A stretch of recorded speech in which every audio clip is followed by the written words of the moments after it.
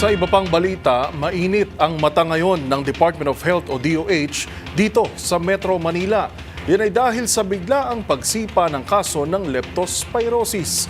Sa datos ng DOH, halos 100% ang itinaas na mga kaso nito sa National Capital Region mula sa kaparehong panahon noong 2023. Pakinggan natin ang ulat ni Jackie Resho.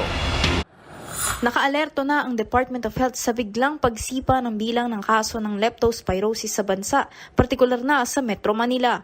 Sa tala ng DOH, Metro Manila Center for Health Development, mula January 1 hanggang November 9 ay umabot na sa 2,980 ang bilang ng kaso ng leptospirosis. Mas mataas ito ng 95.14% sa tala noong nakaraang taon na nasa 1,481. Kaya naman inilagay na sa epidemic threshold ang buong Metro Manila, kung saan kinakailangan na ng agarang pagresponde upang hindi na mas lalong kumalat pa ang sakit.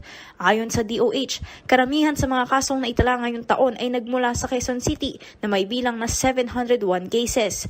Karamihan din sa mga tinamaan ng sakit batay sa tala ng ahensya ay mga kalalakihan, partikular na ang mga nasa edad 25 to 29 years old. Sa kabuuan, umabot na sa 225 ang nasawi mula sa naturang sakit na naglalagay sa case fatality rate o tsansa ng pagkamatay mula sa sakit sa 7.79%. Kaya patuloy na nagpaalala ang DOH na huwag nang lumusong o mag-swimming sa baha o tubig na maaaring contaminated ng ihi ng hayop. Para sa MBC TV Network News, ito si Jackie Resho. Una sa Pilipinas, una sa Pilipino.